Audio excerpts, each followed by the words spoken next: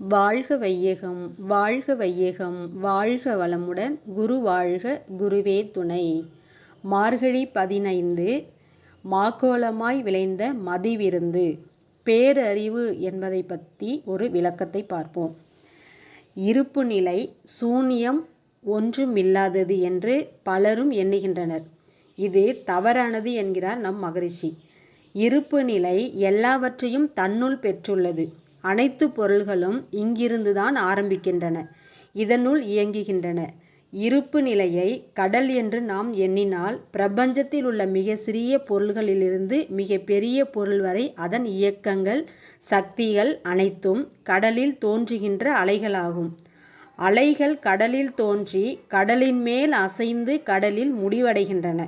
அதே போன்று மிக சிறிய பொருளிலிருந்து மிக பெரிய சூரியன் வரை உள்ள அனைத்து பொருள்களும் உயிர் வாழும் ஜீவன்களும் இருப்பு நிலையிலிருந்து தோன்றி அதனுள் இயங்கி அதனுள்ளே முடிவடைகின்றன. நீக்கமர நிறைந்துள்ள பூரணத்தில் பிரபஞ்சத்தில் உள்ள அனைத்தும் இருப்பு நிலையில் மிதக்கின்றன, அசைகின்றன. தண்ணீரில் அதன் நுரை மிக நன்றாக தெரியும்.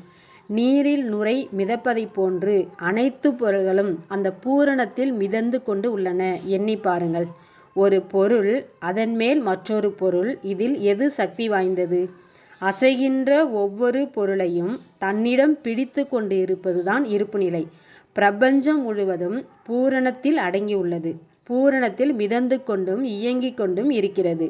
சுற்றிலும் சூழ்ந்துள்ள இருப்பு நிலையின் அழுத்தத்தால் பிரபஞ்சத்தில் உள்ள ஒவ்வொரு துகளும் தற்சுழற்சி வேகத்துடன் இயங்கிக் கொண்டு உள்ளது. பொருள்களின் தன்மைக்கு ஏற்ப இந்த பிரபஞ்சம் முழுவதும் வெவ்வேறு வேகத்துடன் இயங்கிக் கொண்டு உள்ளது. இருப்பு நிலையே எல்லாம் வல்லது, அதுவே ஆதி நிலை அப்படின்னு பேரறிவை பற்றிய ஒரு சிறப்பான விளக்கத்தை நமது அருள் தந்தை அவர்கள் கொடுத்திருக்காங்க. வாழ்க வளமுடன். நன்றி.